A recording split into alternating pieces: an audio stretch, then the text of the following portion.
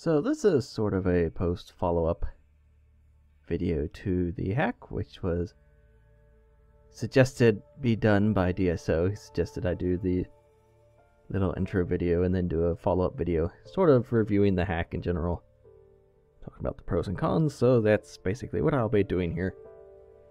So with Super Metroid Falling, there were some very interesting and good things about it. Most notably, the item progression is very different and unusual. Still manages to be fun despite some interesting placements of some items. The exploration factor of the hack was also fun. It's a more exploration-based hack. It's not really a challenge hack. There's some neat little puzzles. It used a little too much crumble block stuff in some areas. Which, I mean, the crumble stuff isn't bad. It's just a lot of the times it was like, oh hey, there's a crumble block here, I can't pass this. But the solution to get behind that crumble block is in the same room, and that's, I mean, at that point, expand it a little more, make it a little more, aim for a little more than that sometimes. I mean, like some items you had to go through different rooms or whatever to get past crumble blocks. Speed booster was one. I believe there was a missile nearby that. Also, no, actually I believe that was the same one. So yeah, there was at least speed booster. Yeah, that's pretty much what I can say about that. The focus on exploration was good. I do enjoy more exploration-oriented hacks. I also do like challenge, but this one never really even broached close to anywhere challenging. Now, there are different types of challenge as well. There's explorational challenge, explorational difficulty, and then there's difficulty and challenge from enemies and bosses. This hack had some issues with bosses, which I'll get into a little bit later. So those fall more into the cons for this hack, unfortunately. But the challenge for the exploration was pretty good.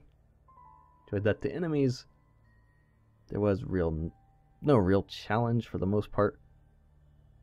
Well, part of that is due to the item progression because you get screw attack very early, thereby rendering all enemies pretty much impotent. If you don't get screw attack, however, since it's possible you miss it, I could see that being slightly different. Because clearly I had got screw attack right at the beginning, so if I didn't have that throughout the whole game, I could see that causing some issues, especially with the bosses. But overall, I don't think the enemies were really buffed anyway, so the equipment you had should have been able to handle them anyway. And overall, it just uses vanilla tiles and tile sets, palettes. And it looks alright. It's not terrible looking. It looks like your normal vanilla-ish hack. Another good thing is it's not a half hack. There were rooms you could definitely tell what they were before. Not much attempt was made to hide that. But it was clearly a very different layout. As for some cons, the bosses. Well, I do like challenge.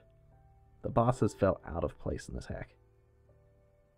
Just because they were so vastly buffed for this, for no reason that I can find. I don't see any reason why you would do that for this hack. The hack itself is not that hard. And then suddenly you find a boss and it will destroy you. Why this is, I have no answer for that. It's just, it baffles me why you would do that. And the bosses definitely were pretty hard. I mean, if you did not have screw attack, Phantoon would be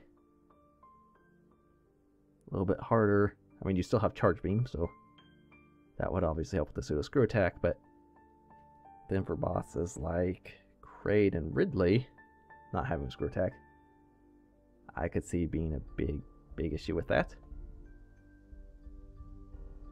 And then the bosses also didn't really drop rewards. Basically, they were a means to get to the end game.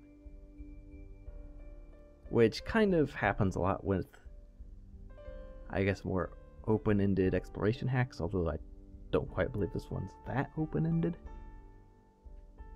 It might be. I don't know. But it's just like you place major rewards, or a lot of major rewards, out in the open, which is cool. You run across, you find a major reward, like, oh my goodness, what is this? And then you come across bosses and mini bosses, and it's like, oh, they're just there to advance instead of actually get an item. Basically, they unlock stuff. Not items, just other areas, doors, terrain, whatever.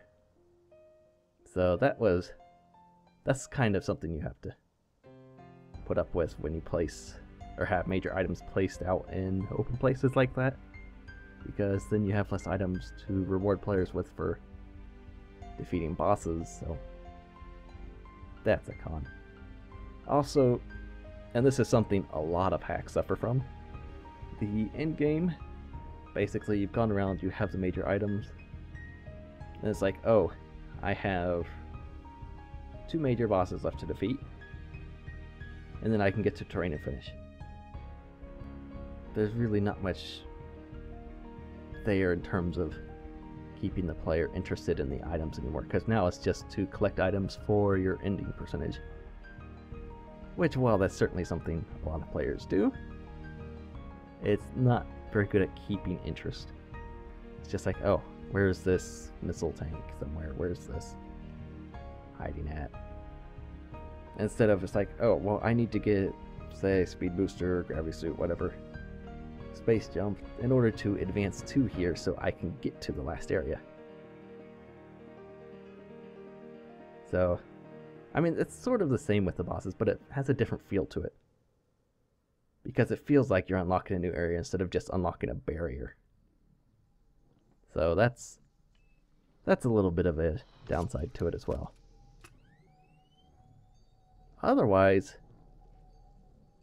I don't think there was too much else to complain about.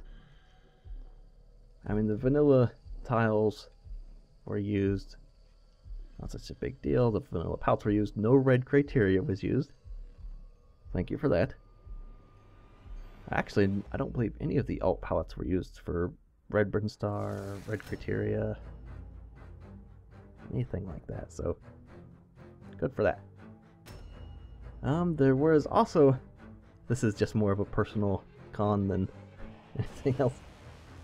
There were bubbles. There weren't a lot of them, and they weren't exactly, there was nothing really interesting done with them. It's like, oh, we need walls and a structure to this room. We'll make it out of bubbles. That was it. Nothing really interesting done with the tile work, really.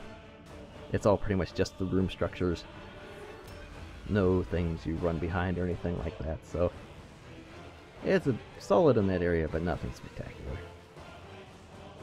And then I don't recall there being any custom glows or anything like that. Falling is really a very vanilla hack, and it is fun, and it's definitely very interesting to play with that item progression, and I do recommend it, but there are flaws. And the last one I want to touch on is the entrance to Lower Norfair, which again, like Z-Factor in the 1.0 version, it had a hint, and I'm making the biggest air quotation marks you can possibly make. It's a hint, but not really a hint. So,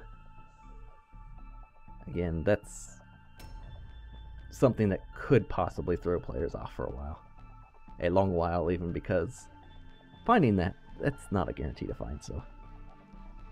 In any case, I do recommend you check out the hack. For a very vanilla hack, it is actually really fun. One of the funnest ones, actually. And again, very interesting item progression. Like, that really makes the hack, honestly. The exploration, the item progression. Those two things really do make the hack. Everything else is pretty much standard, normal fare, so those two things really set it out apart from other hacks in this group, sort of like Legacy hacks like that. So I do recommend you check it out. Just beware, it does have some flaws, and if you're not very good with bosses, they might destroy you in this hack, because for some reason, hey, we're super powerful. So anyway, that's basically my thoughts on Falling, so hopefully you give it a try, and maybe enjoy it for yourself.